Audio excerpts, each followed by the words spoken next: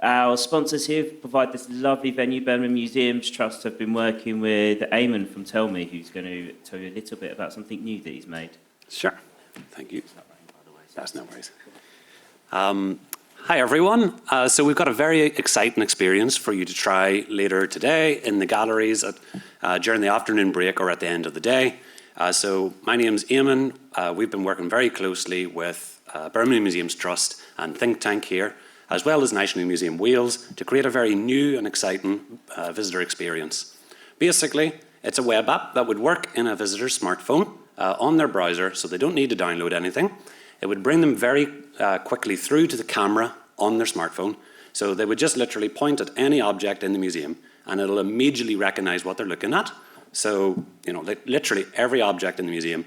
So you don't have to go find the signage here, there. You don't have to find the QR codes hidden behind everything. It just works just like that. And then it shows a little blurb about the object, just to sort of get the interest going. And then when you find something that you're particularly interested in, then you click through and it'll tell you more. And that's where the conversational AI guide takes over. It gives you a little bit more information, never overwhelming the user. And then it invites the user to ask any question that they want.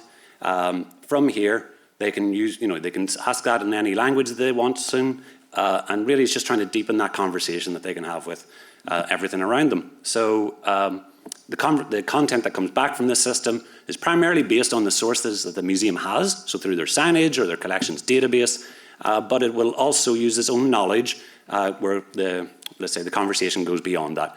However, within that, we are as transparent as we can possibly be with visitors. We show little tags that whether it's verified by the museum or not verified by the museum, you can click on sources and it's all color-coded so you can see exactly where everything's coming from. In the background, we also have guardrails behind every interactions that really steer the AI in the way that we need it to be for it to be trustable.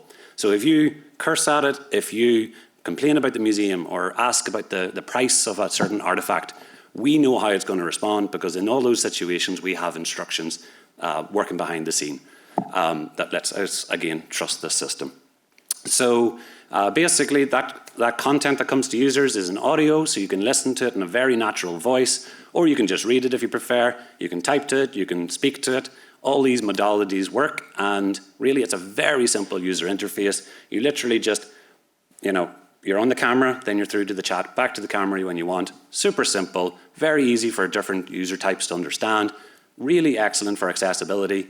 And think about the amount of data that we're going to get from this, that we can see what's scanned the most, what's scanned the least, how visitors move around the museum, what they're asking, and what they actually want to know. We're going to be able to understand that kind of thing. We've given this out to visitors.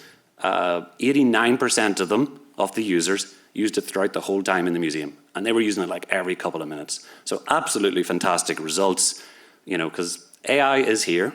Over 800 million people use it every week with ChatGPT.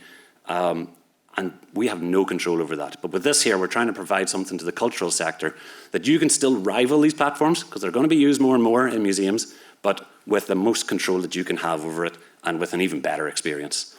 So if you're interested to chat with us about it, Jenny here is from the museum. We will have the pink lanyards and be up here afterwards. So do come chat. From her perspective, from my perspective, I love to talk about the tech and how it works.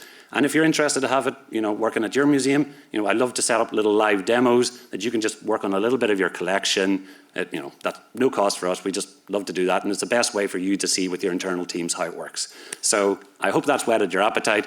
Please do come try it at the breaks later. And I promise you will find it super interesting. Thanks.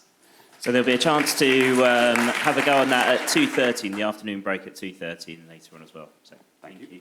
Right, now it's the very important time, but before you do go, it's the very important time of lunch.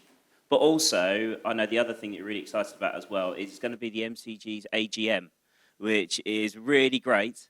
So if any of you, we're a team of volunteers and committee that come together to try and organise this event, and also we look after the amazing MCG Gizmail list that is so popular and everyone uses all the time. So if you're interested in giving a little back and being part of the committee and maybe helping your own museum careers kind of go forward as well, do come along to the AGM and you can join a member.